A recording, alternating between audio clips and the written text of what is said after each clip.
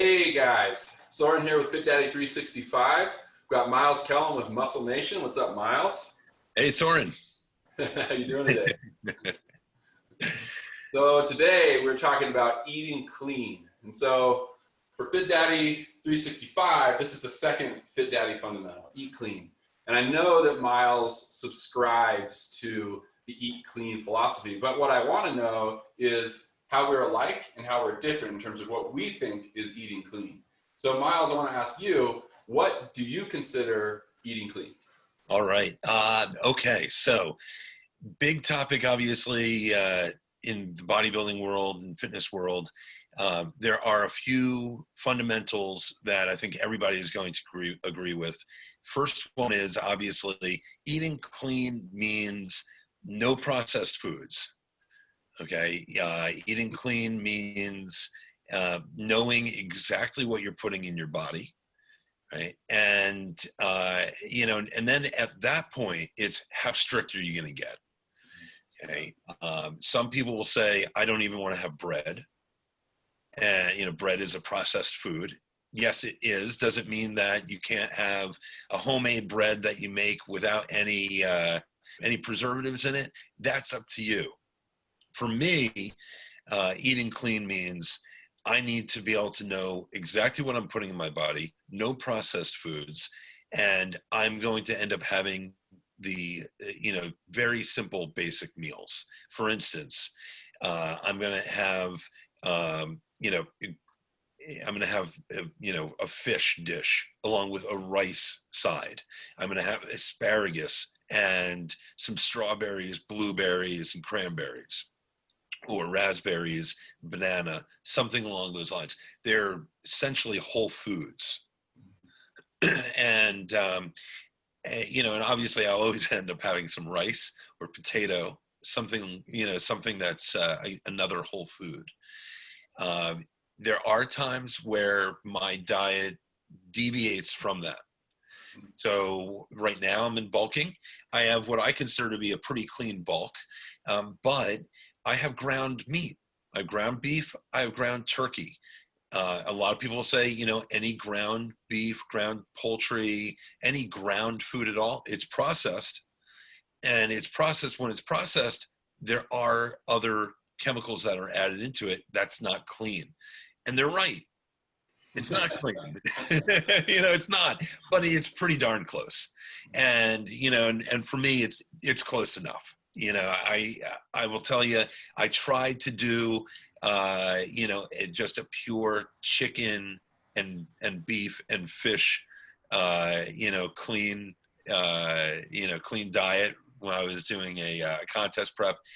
And, we talked about last time, I'm eating so frequently that that after a while your jaw starts to hurt.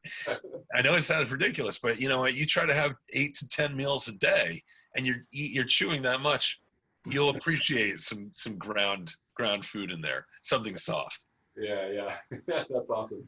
Yeah. Yeah, I love that. I think that the processed part is such a, or not eating processed stuff is such a huge part of eating clean, right?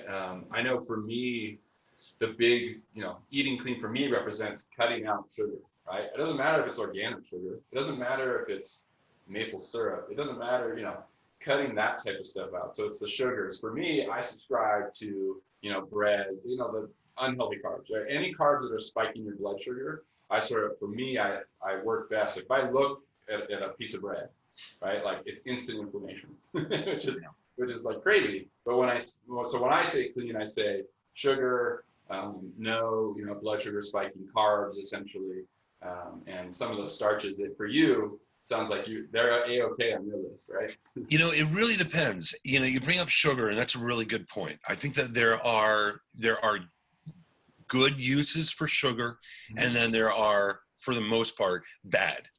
It's Yeah. really, if you look at sugar, in my opinion, there is one good use for sugar, and that is to quickly recover your glycogen levels. Mm-hmm. Mm-hmm. Okay, that really means that you're talking about dextrose. Yeah. You're talking about dextrose. You're talking about, you're talking about something that is going to be digested. Yes, you're going to have increased insulin levels. Your blood sugar level is going to end up increasing, but it's also going to be digested in part by your liver. The glycemic index is going to be a bit lower, which means it's going to be a little bit longer lasting in your system. The insulin level won't be quite as high, but if you try to do that and recover enough to be able to have a strenuous workout the next day, you know, or you're burning through massive amount of calories, or you even have a very low calorie diet like you would towards the end of training for a competition, you need to have that refeed day. And you know, and I also believe that you need to be able to have a bit of dextrose in order to be able to, you know, to get that glycogen level back up. Gotcha. Yeah. So for you especially, right, when you're lifting all the time, right, and you're big, right, and your muscles need recovery, you need that energy. I think that also in some ways like changes the game, right? If you're sitting at a desk all day, you know your tolerance or need for some of these things might be pretty different, right? Just the same way, you know, someone who sits all day and doesn't do anything, if they ate the same amount as you, even the same thing as you, they'd still run into issues, right? Yeah, you're bringing up some really good points. So for, you know, for people who end up having office jobs, I think that, you know, or, you know, any job where you're not able to prepare all your meals, there's some very simple things that you can do in order to make sure that you're helping your body, not hurting it. You know, first off, any time that you can prepare your meals ahead of time and bring them in and put them in a fridge, or bring a cooler bag with you, you're going to end up being healthier. Yeah. That's number one. Number two, no soda. Just no soda, and no diet soda. But it's diet, Myles. It's diet. Yeah, exactly. You know what? One of the biggest problems is that a lot of the sweeteners that are used in diet soda, number one, high quantities of that can destroy your body. Number two, you're faking your body into thinking that you're actually getting sugar in. You can actually end up having the same response to diet sodas, diet food, you know, sugar free with artificial sweeteners, that you would to sugar. So, you know, if you're going to have one thing or another, which I don't think you really should have either one, you know, in a lot of ways, if you're going to have that, you're going to treat yourself, have it a once a week treat. In my opinion, I think you just go for the sugar. Yeah. You know, it's not the kind of thing you should do daily at lunch. Don't sit there and drink Red Bull all day. Yeah. You know, don't have diet soda, diet Coke, you know, all day long. You're really you're hurting yourself, and you're fooling yourself if you think that it's okay because it's diet. It's not okay. Yeah, totally. Yeah. And in fact, yeah, like sort of what you're saying, I think it's worse, right? The chemicals that are in there are completely messing with your biochemistry, right? Completely messing with all of these amazing systems inside of us that make us operate how we're supposed to operate, right? And so you throw that junk in there, you're just setting yourself up for failure. And that might, you might even not be overweight, and you might be lifting. But if you're putting a bunch of junk in there, somewhere inside, you might not see it yet, but somewhere inside it's doing that damage, right? Your body was not made for most of this stuff. The majority of what you see in a normal supermarket, is not really that great for us. So. Yeah, that's exactly right.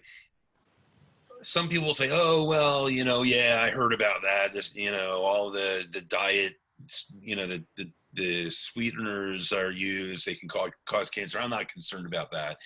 Fine, don't be concerned about that. And they're like, "Oh, well, this, that." You know what?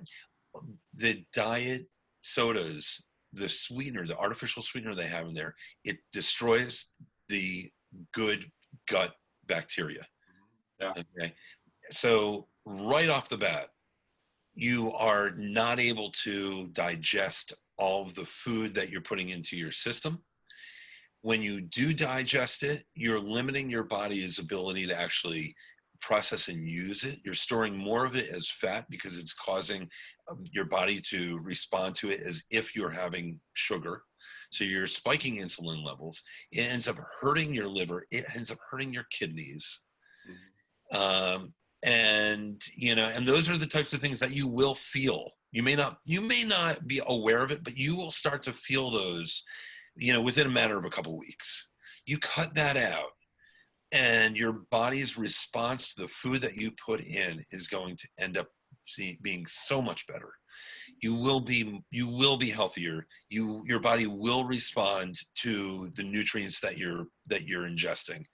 And and I would imagine, for most people who are going in, and having a beer, glass of wine at night, you're probably not thinking much about your liver, but all of it has a cumulative effect. Yeah, yeah. And I think that's a key thing I see for a lot of dads who want to drop weight, right? And I've had this feeling, right? Like, oh, I'm so hungry. Oh, I just want more, right? Cravings and emotional eating and things that are real struggles. It's really hard, right? If you feel like I really want to eat, all the time, it's gonna make it that much harder. That discipline breaks, you're gonna go eat, right? And that's how the inflammation, pounds, add up. Just like you said, it adds up over time. I think one key thing that is really important to understand is when your body is getting what it needs, those cravings start to go away, right? They at least decrease, but and almost go away entirely, right? So if you have high protein, high fiber, right? You have the phytonutrients you need from green leafy vegetables and things like that. When you're eating the stuff that gives your body what it needs, those cravings it doesn't need any more. So it's not going to tell you, hey, eat some more, right? So I think that's the key thing is, obviously there's things we want to just completely eliminate from our diets or minimize. But on the other side of the coin, look at those things that you've got to get in your system so that you're not even craving all that other junk. I think that's a real key step to take and realization for me personally, that when I'm putting that good stuff in, and for me it's more sort of keto or paleo type stuff, when I'm putting that good stuff into my body, I don't have these cravings for whatever it's potato chips or chocolate bars or ice cream or any of even tons of processed bread.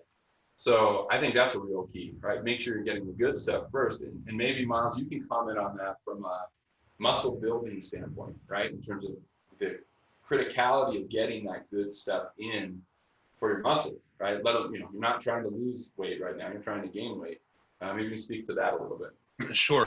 So, it as anyone who ends up, being involved in bodybuilding will end up telling you, it's 30% in the gym, 70% in the kitchen, and the whole idea of this is very simple. It's really simple. You're talking about having to instigate that trigger in your body that says, I need more muscle. Right? This is by evolutionary design. You're saying, I need to do something that says to my body, whatever muscle I've got, it's not enough to survive. I've got to outrun that tiger. I've got to be able to fight off the bear, whatever. Yeah, fight the bear. You've got to be able to do something physical that your body can't do right now. And the only way that your body knows that it needs that is by trying, by forcing your body to go beyond what it's currently capable of doing. Right? You have to be able to have that mechanism that triggers the growth. And then number two, you need to be able to have the nutrients required in order to then build more muscle. Right? So those nutrients that we're really looking at, and this is the basis, the fundamentals, there's so much more that goes into this, but the basis of this is going to be protein, carbohydrates, and fat. Okay. I do not agree with keto diets.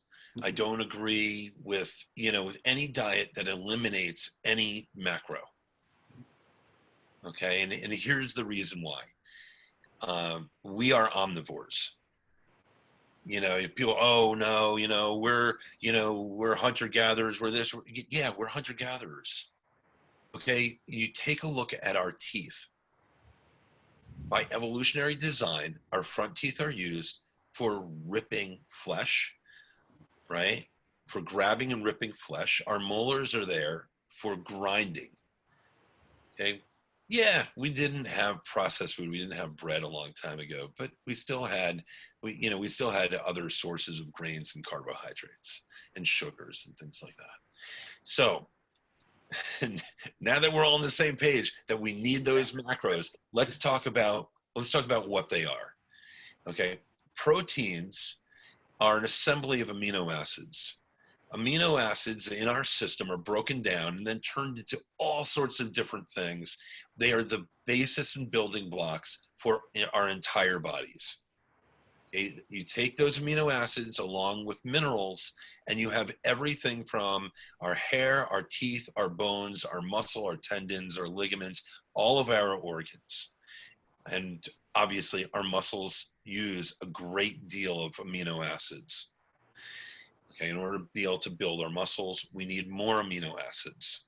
There are benefits to having pure amino acids versus proteins. And when you're looking at amino acids, you want to make sure you're not only having the branch chain amino acids, which everybody hears about, BCAAs, those are great, but your body can actually take amino acids in and reform them into your BCAAs. Okay.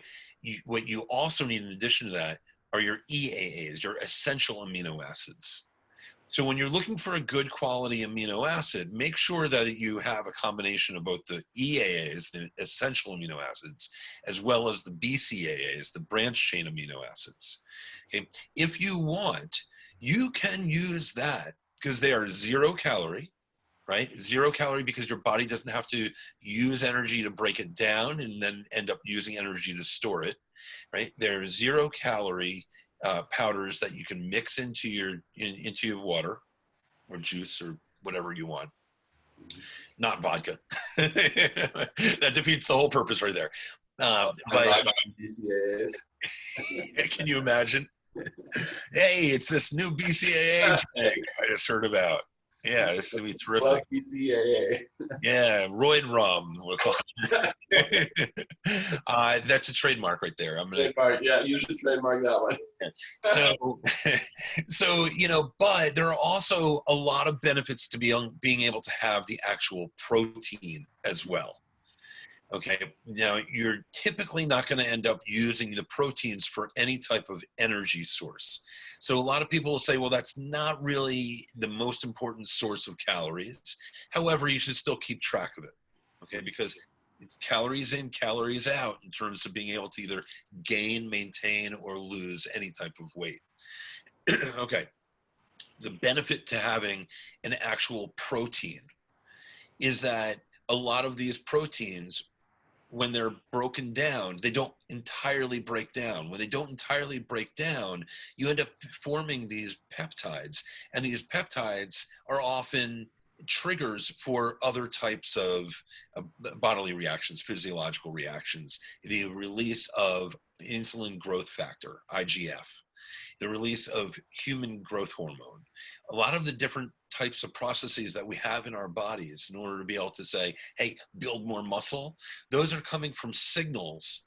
And those signals are coming in the form of both hormones as well as neurotransmitters that are occurring between our neurons. And they're also happening because of other types of signal chemicals, including these peptides.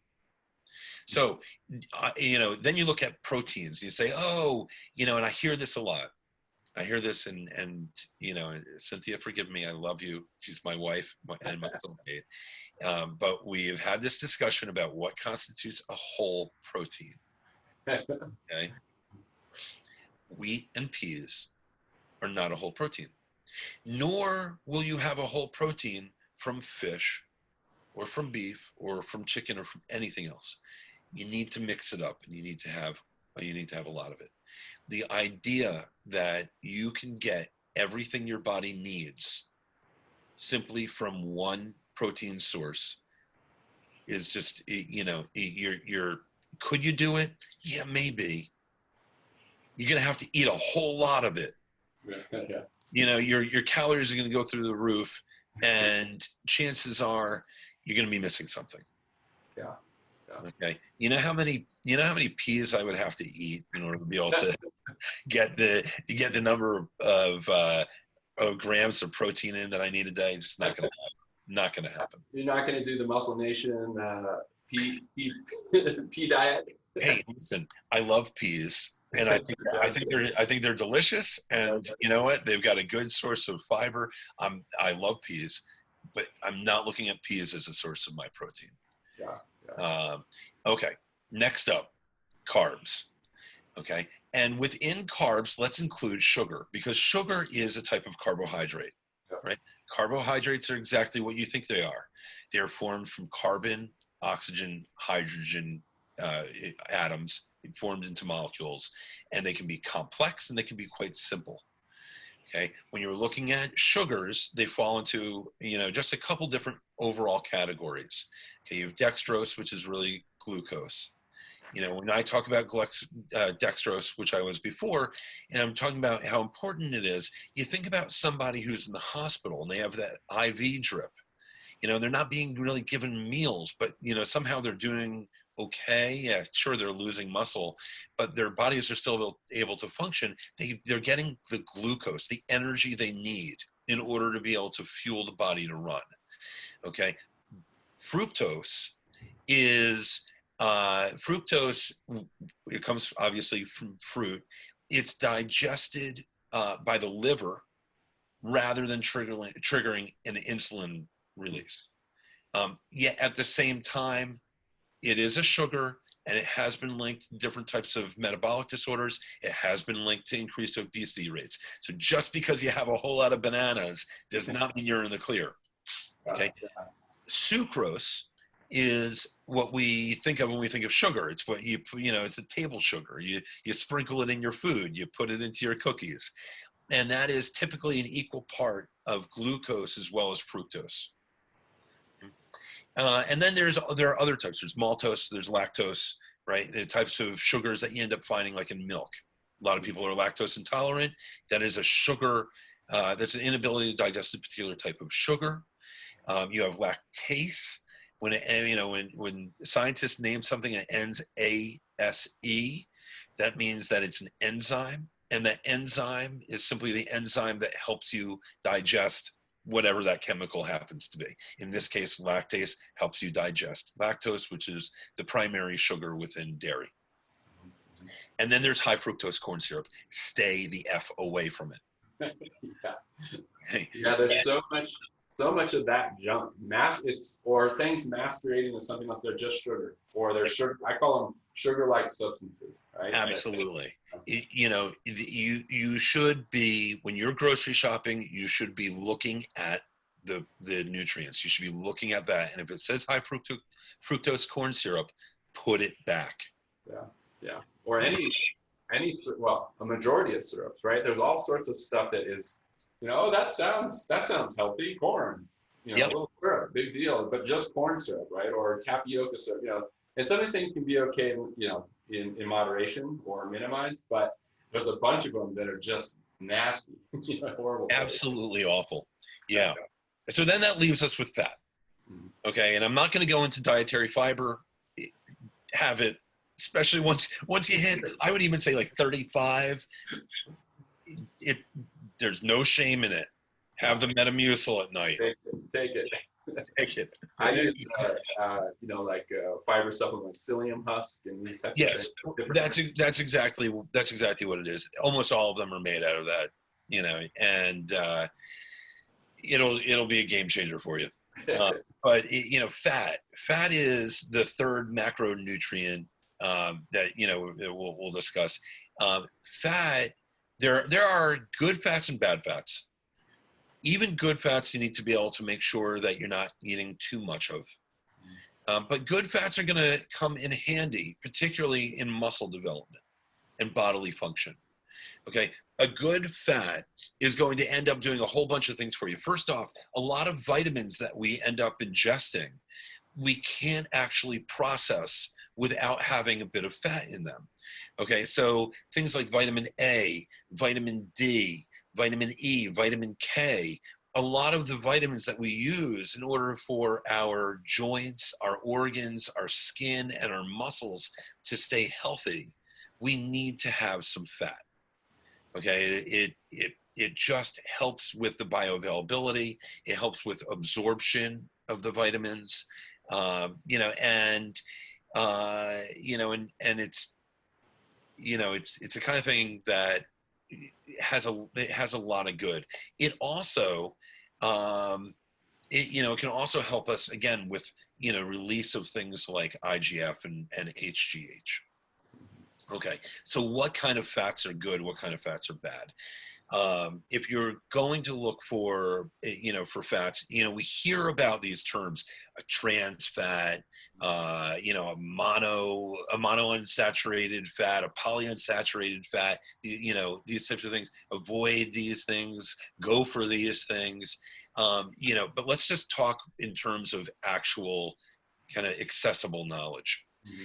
You want to be able to use oil rather than a solid fat. Okay. Olive oil, good, in moderation. I'm always going to put that little extra in there. Oh, yeah.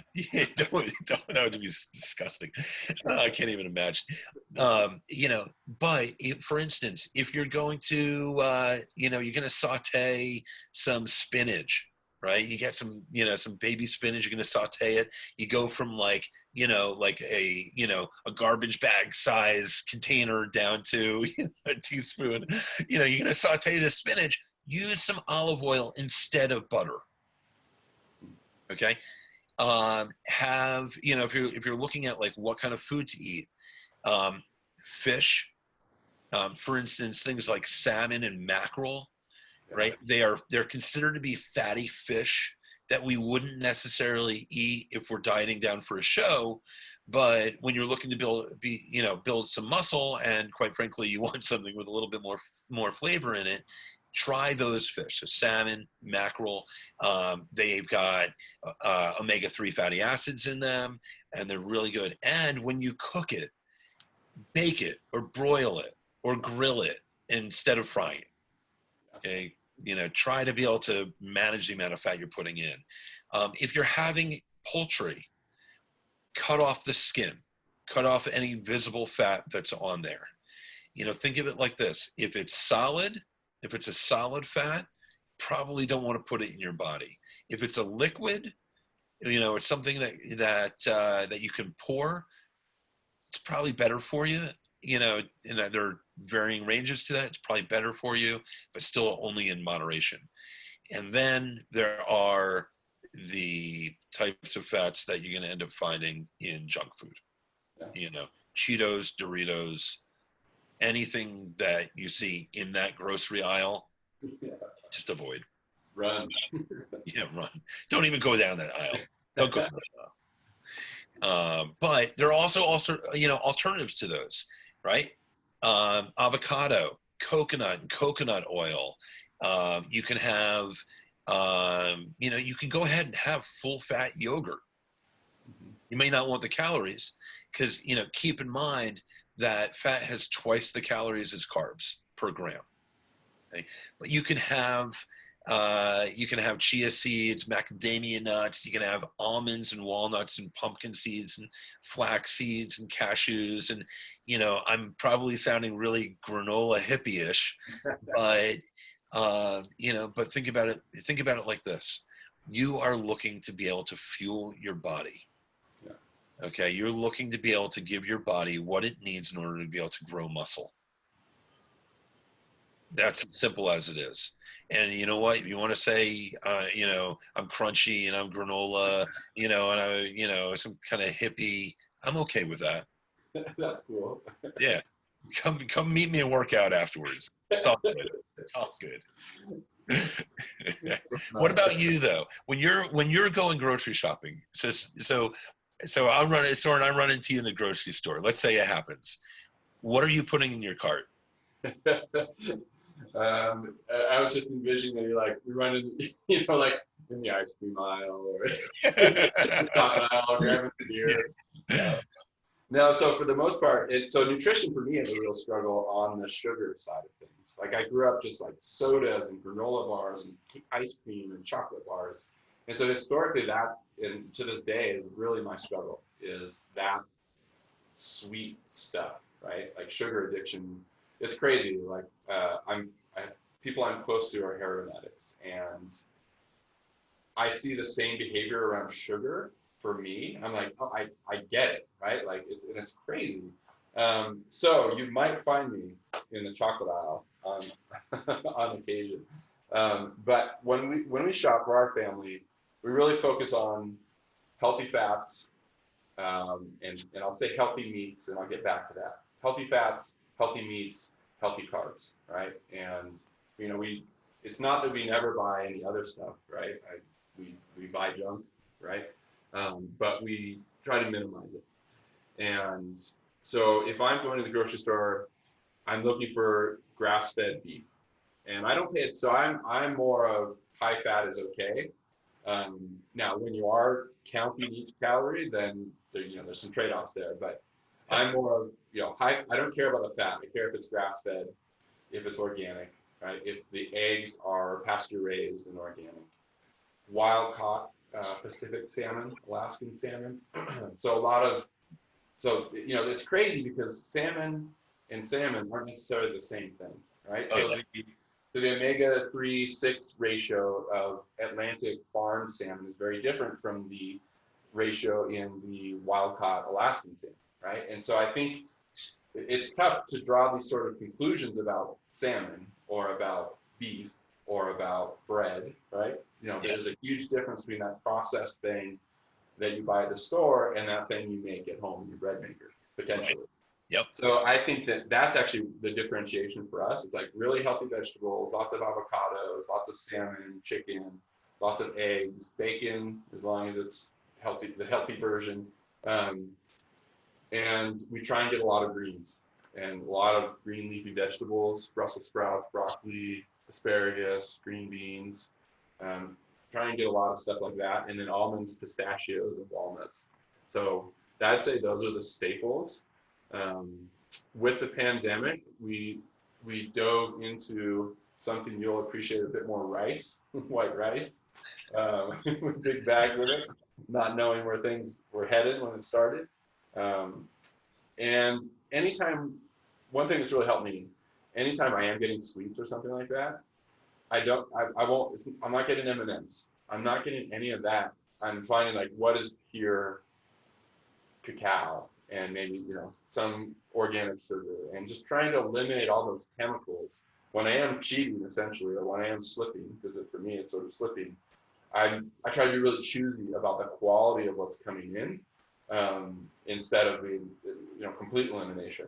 But I think that's a real key part for me, is knowing exactly what's coming in and knowing that what you see on a container may not accurately represent what you're getting, and flipping it over and looking at those ingredients and looking for the syrups and looking for the sugars, looking for the things that masquerade as sugar. That's really important for me and for our family. Yeah. I think that's important to note. Um, and then there's a lot of personal preference and a lot of, I'll tell you, I've got a sweet tooth. Yeah, it's really bad. The only way that I can avoid it is by not having it at all. Yeah. And the only way then to maintain that, especially when you're, let's call it post-pandemic, when you're hanging out with other people and, is to be that guy. Mm-hmm. When people ask you, you shouldn't be ashamed of it. Mm-hmm. If you're cutting out, let's say you're cutting out alcohol, Mm-hmm. and first off, I love wine. I really enjoy a glass of wine or two or three. And the first time that I cut out wine for a competition, but for the first show that I did, it took me a good 10 to 14 days to really get past it. Oh, Yeah, it was bad. I yeah. wasn't addicted to the alcohol. I was addicted to the sugar. Yep. Yep. Okay? And it was a big challenge. I found around 5:30 every single evening, I was insatiably hungry. Mm-hmm. Okay? I was just, all of a sudden, I was so hungry. I would eat and eat, and I would just eat so much, and I would still be hungry. Okay, and this is something that's important to note about sugar. Yeah. Yeah. Okay, when you have sugar, your body is triggered into wanting to eat more. Mhm. Okay, sugar actually stimulates your appetite. So the more sugar you have, the more calories you're ingesting, the more effect that the sugar is actually having, and at the same time, the more it's craving more food.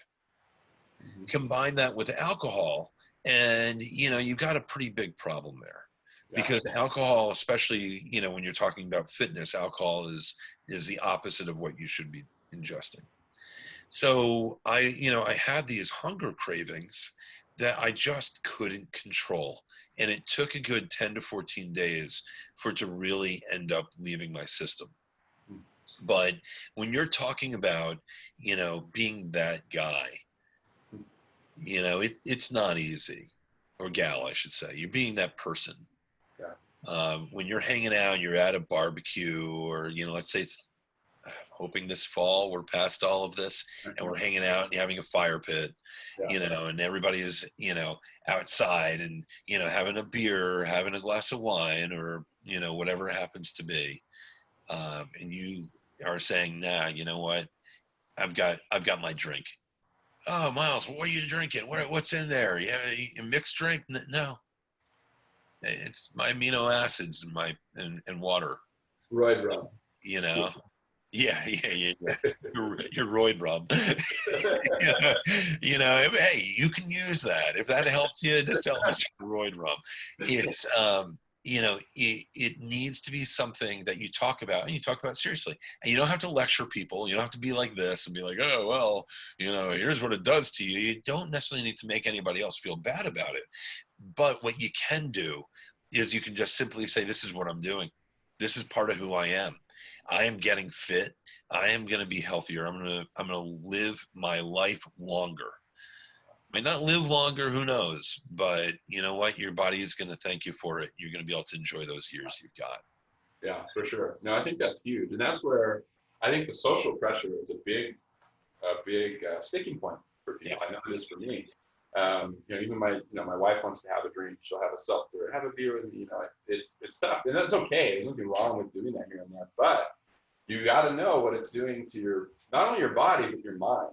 That's Yeah. the other thing we haven't touched on is so I just got off of a 40-hour fast, and I find a bunch of clarity, right? Like during the day, and also I'm just like I have all this energy for some reason, which is goes again like what you do is like no, I gotta keep it coming, right? And then, Hey.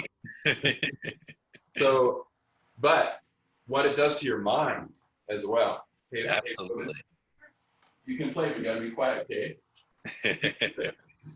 Um, your clarity of thinking, your ability to focus, all of these really important parts of how you feel, these little things, that beer, that candy bar, that bread, or for some people, it can be any of those less than optimal things can send your head into a totally different place, right? And I think that's really important, let alone, building muscle, dropping fat, right?